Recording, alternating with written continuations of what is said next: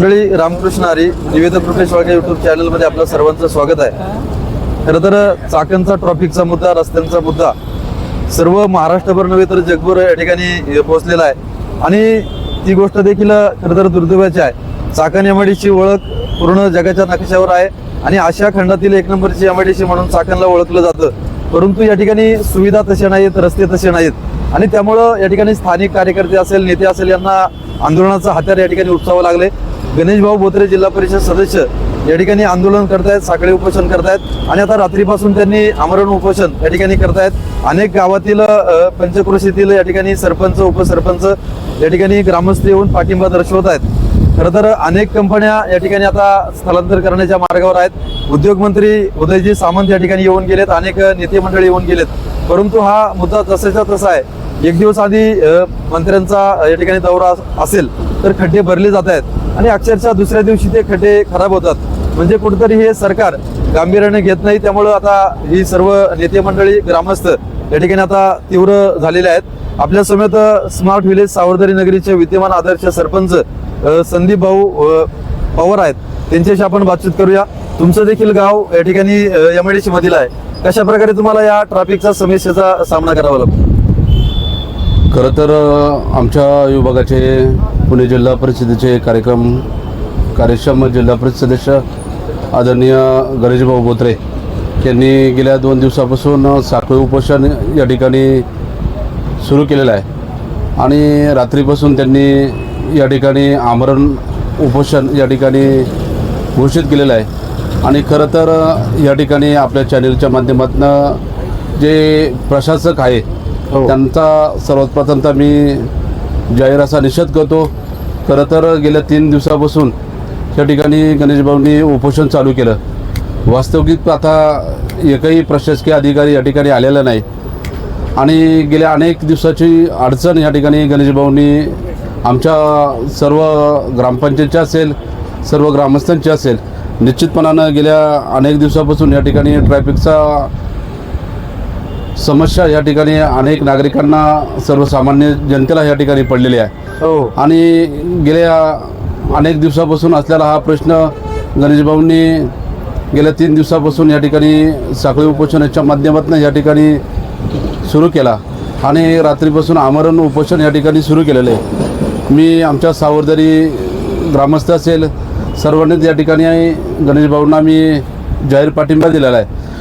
खरं तर या ठिकाणी सभापती साहेबांनी सांगितलं की 2019 पासून या ठिकाणी 50% कर हा एमआयडीसीने त्यांच्याकडे वर्ग केला. बरोबर. परंतु तो जो काही कर त्यांच्याकडे वर्ग केला असताना त्या ठिकाणी त्यांना काल कोणीतरी अधिकाऱ्यांनी सांगितलं की 200-300 कोटी रुपयाचा खर्च या ठिकाणी आम्ही केलेला आहे.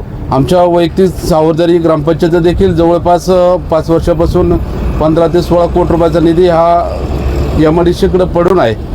परंतु आज या ठिकाणी आपण पाहतो की जगद्गुरू संत तुकाराम महाराजांची जी सर्कल आहे बमचंद्र डोंगरापासून तो रस्ता या ठिकाणी आता चालू आहे. गेल्या 8 दिवसापासून हा रस्ता चालू आहे.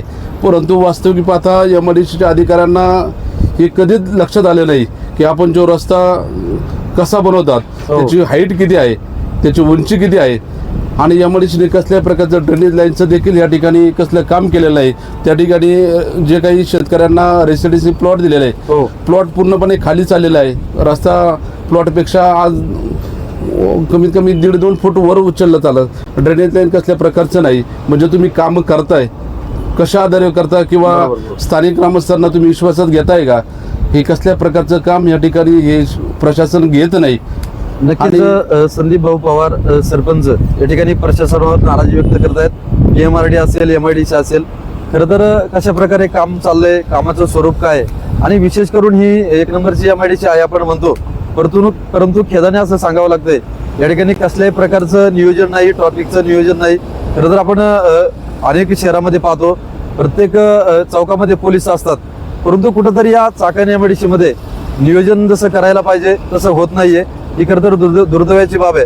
नक्कीच एक तुम्ही देखील या ठिकाणी भूमिपुत्र आहात. अनेक दिवसांपासून सावरदरी गाव आहे तुमचं, एमआयडीसी मधील गाव आहे.